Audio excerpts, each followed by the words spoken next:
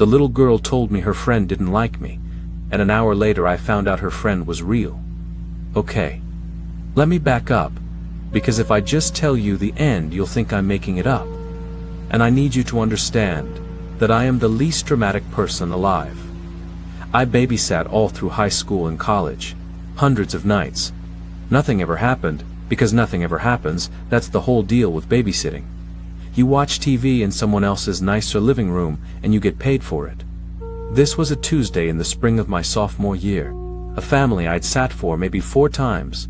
Good people, 1 kid. Her name was Ellie and she was 6. Ellie was easy. Too easy, honestly. The kind of quiet kid who plays by herself in a corner and narrates little conversations under her breath. The parents left around 7 for some work dinner, said they'd be back by 11. And Ellie and I did the normal stuff. Dinner, a show, a puzzle.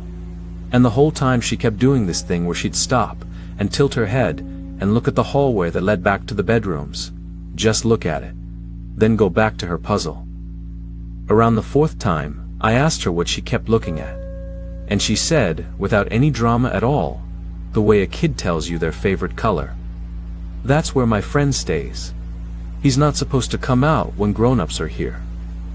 And I said, "Oh yeah? What's your friend's name?" And she thought about it, and she said, "He doesn't have the kind of name you can say. But he watches me sleep, so I'm not scared."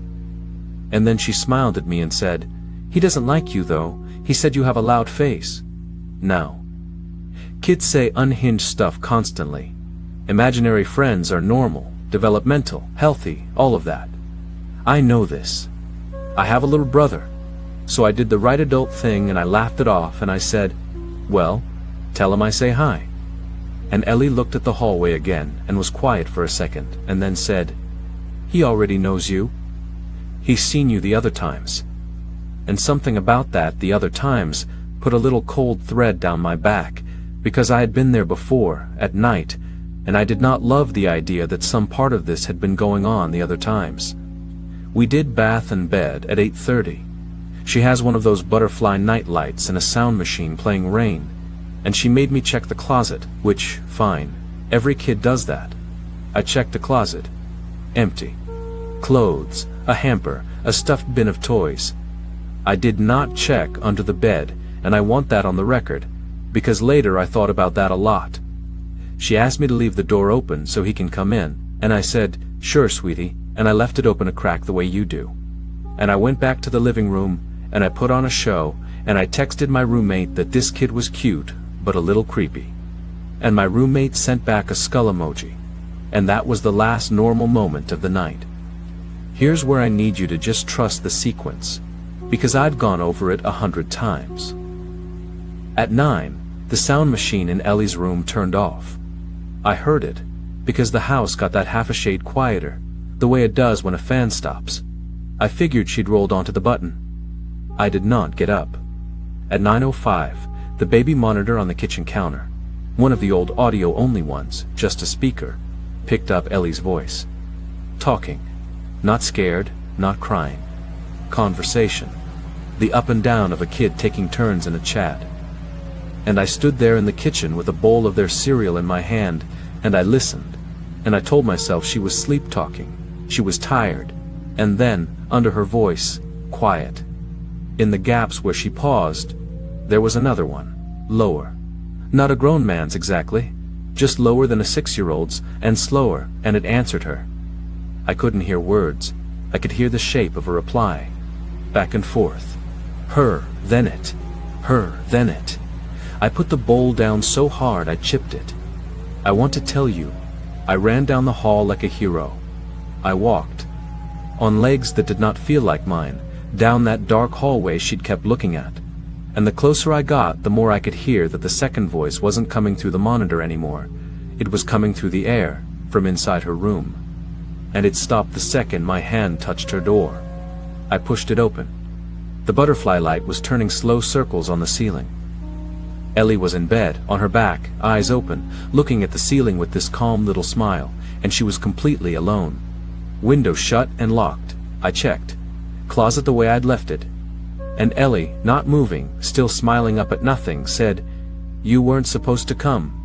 Now he knows your face for real.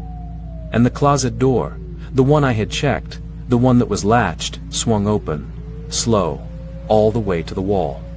And there was nothing inside it but the clothes and the hamper and the bin of toys, exactly like before, except that the bin of toys, which had been against the back wall, was now pulled out into the middle of the closet floor. Like something had been sitting behind it and had gotten up.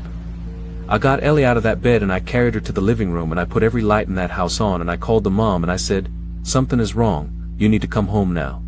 And to her enormous credit, she did not argue. She was in the driveway in 20 minutes. I met her on the porch with Ellie on my hip. And I did not know how to say any of it out loud, the voice, the closet, so I just said Ellie had a nightmare and I got spooked, and the mom looked at me. And looked at her daughter half asleep on my shoulder, and her face did something complicated, and she said, very quietly, so Ellie wouldn't hear, "Did she talk to you about her friend?" I said yes, and the mom closed her eyes for a second, and she said, "We're moving next month." We didn't want to scare the last two sitters, so we didn't say anything. And I said, "Say anything about what would?" And she just shook her head and got her wallet out and paid me double, and thanked me and did not answer the question, and I have never, in the years since, been able to stop thinking about the fact that she didn't answer the question. She wasn't surprised, she was relieved I'd finally seen it. I never sat for them again. They did move. I drove past once, and the house had a different family stuff in the yard, a trampoline, normal life. I hope it's fine for them. I hope Ellie's friend was hers and didn't stay with the house, because that's the part I can't close the door on, all these years later. Not the voice, not the closet. It's that a 6-year-old told me, plainly, that something lived in her house and watched her sleep, and that it had seen me the other times, and every single adult in that story, including me, decided it was easier to believe a little girl was imagining things than to sit in the dark hallway with her and find out what she wasn't.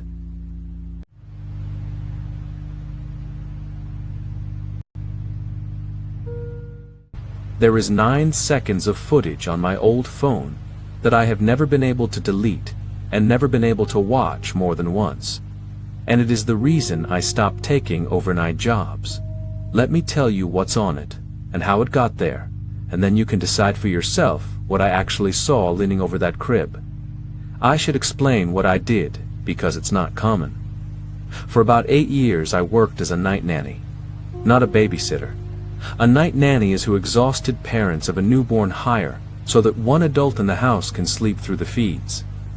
You arrive at 9 at night, you take the baby, you do the feedings and the changes and the settling, until about 6 in the morning, and the parents get one solid night. I was good at it. Calm hands, low voice, I could get a colicky infant down in 20 minutes. I did it through my late 20s and into my 30s, and I loved it. The quiet of other people's houses at night, the little sounds a baby makes. I want you to understand, I was not a nervous person walking into these homes. I had done this 1,000 nights.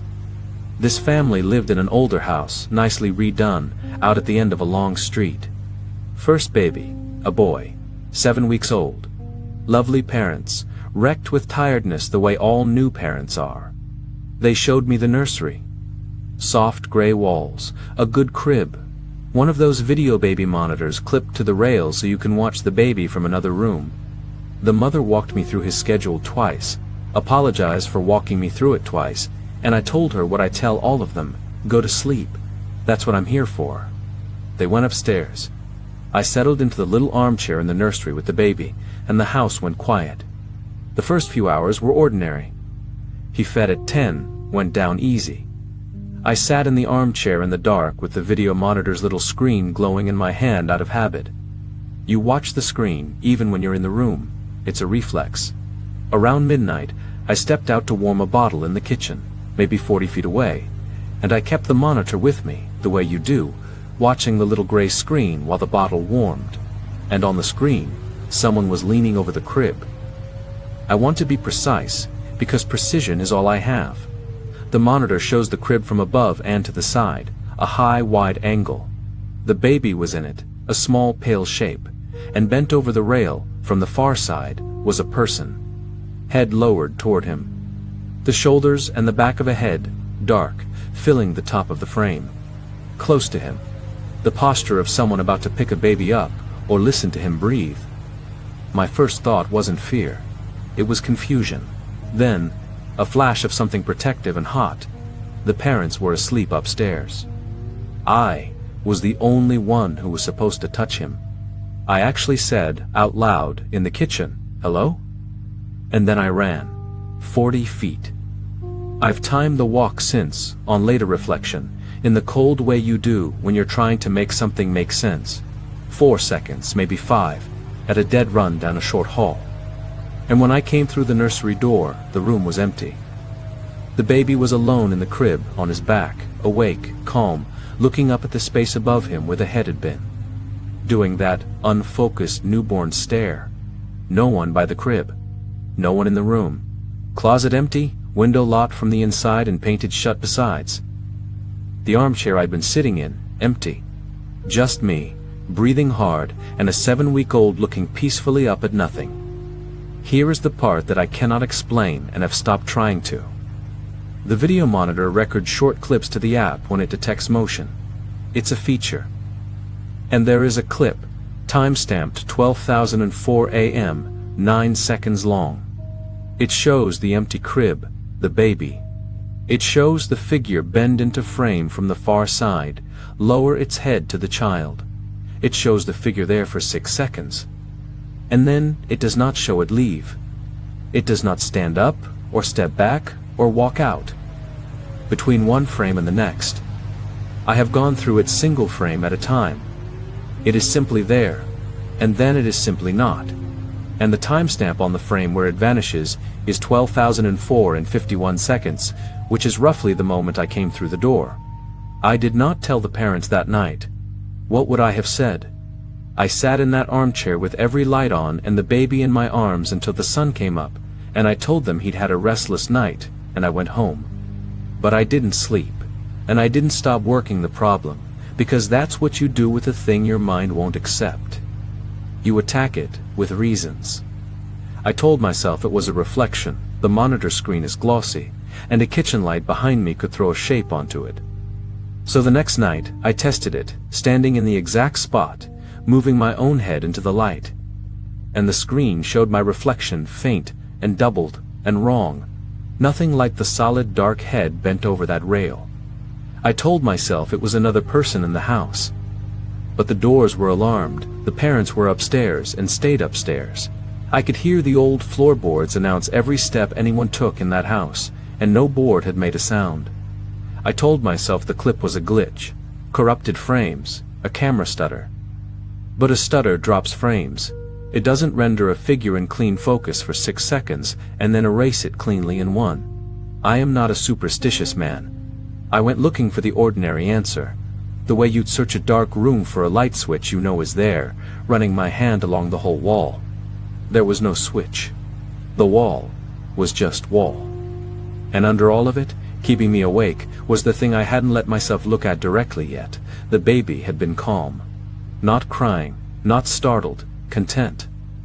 Whatever had been leaning over him, he had not been afraid of it, and infants are afraid of very little and never of the wrong things. But I couldn't leave it, so a week later, gently, over the phone, I asked the mother a careful question. I asked if anything had ever happened in that house, and she was quiet for a long moment, and then she told me the thing that I carry now. The previous owner, an older woman, had raised her own children in that house 60 years earlier and had lost one of them, an infant, in that back bedroom, the room that was now the nursery. She'd stayed in that house until she died, the mother said, almost her whole life. In that house, with that room. And the mother said, and this is the sentence, this is the one that stayed. We didn't tell you because we didn't want you to think we were strange. But he sleeps so well in that room. He never cries in there. My husband thinks it's the gray walls. I've never thought it was the gray walls. I finished out my contract at 2 weeks with that family, in the daylight only, and I never did another overnight after that, not once, in any house. Not because I was afraid of that baby's room. That's the thing I have never been able to explain to anyone, the reason the 9 seconds sits on my phone like a stone. Whatever was bent over that crib was not lunging, or hurting, or taking. It was leaning down the exact way I leaned down 100 times a night, to listen to a small chest rise and fall. It was doing what I was doing. It was watching over him. I stopped taking those jobs because for 8 years, I had believed I was the only one in those dark houses keeping those babies safe through the night. And I found out, in that gray room, that I had never once been the only one.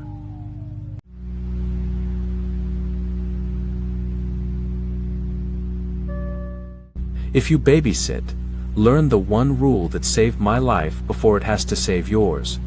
When you are alone in a house with someone else's children, you do not open the door. Not for anyone. Not for a friendly face, not for a good reason, not for a man who knows your name.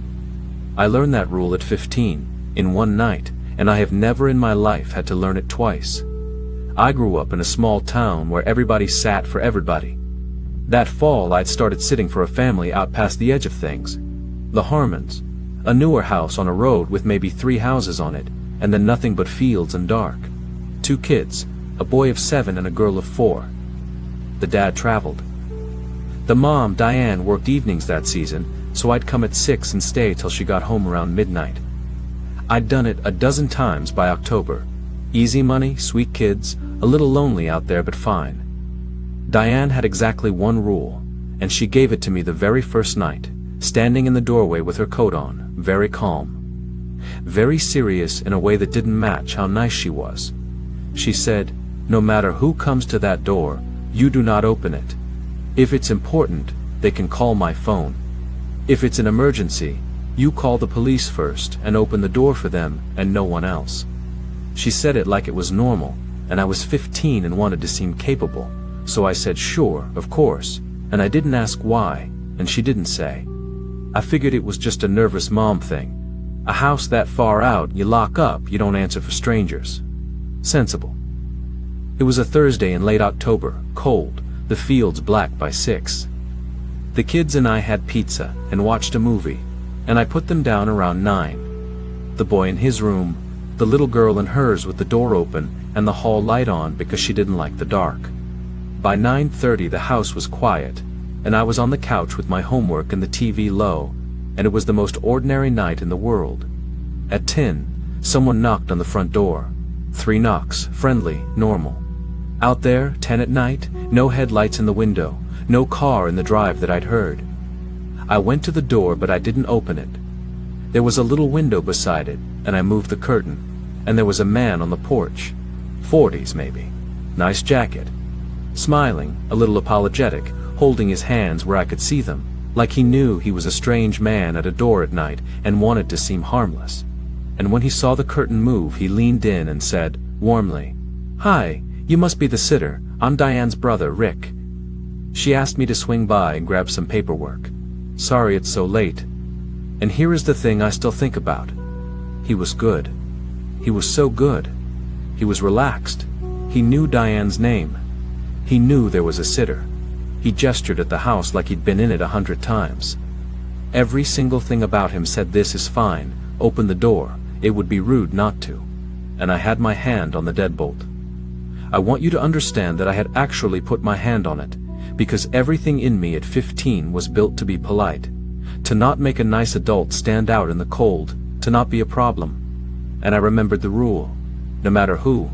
If it's important, they can call my phone. So I said through the door, as steadily as I could, "I'm not allowed to open the door for anyone. But I can call Diane right now, and she can tell me it's okay." And I watched him through the little window when I said it, and his face changed, not all at once. Just, the smile stayed, but everything behind it went out, like a light in a back room. He was quiet for a second. And then he said, still pleasant but flatter now, "You don't need to call her. She's not going to pick up anyway. Just crack the door, sweetheart. I'll be 2 minutes." And I said I was going to call her. And I stepped back from the window, and I went to the kitchen where the phone was, and behind me, I heard the knob turn.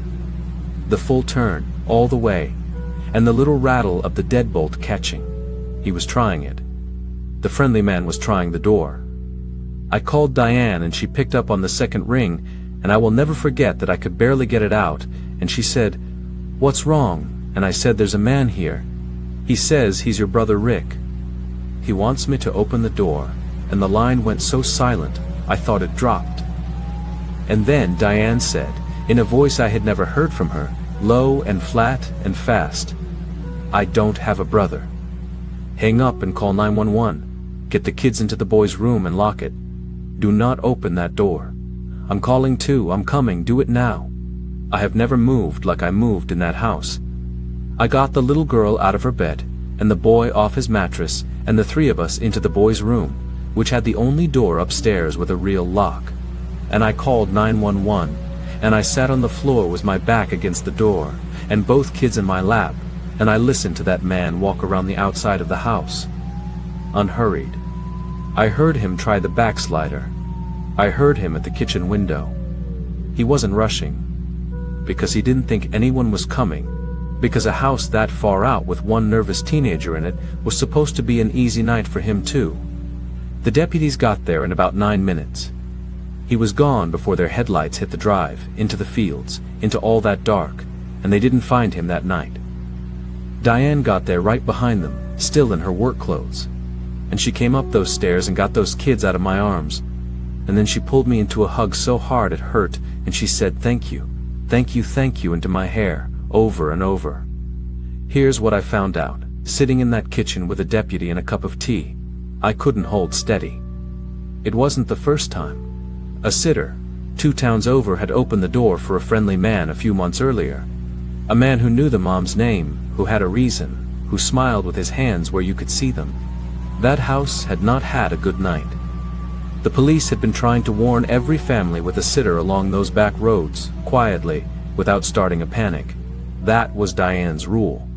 That was why a nice, tired mom stood in her doorway on my first night, and made a 15-year-old promise not to open the door for anyone. She wasn't nervous. She knew. She'd been told exactly what was out there on those roads, and she'd made a rule out of it, and she'd handed that rule to me like a key without telling me what it unlocked, because she didn't want to scare me out of the job. They never caught him, that I ever heard. I sat for the Harmons until they moved away the next summer, and every night after that one Diane would call at 10 just to hear my voice say, "The doors were locked." I'm 41 now. I have kids of my own, and when a sitter is at my house, I give her exactly one rule, on the first night, calm and serious, and I do not tell her why.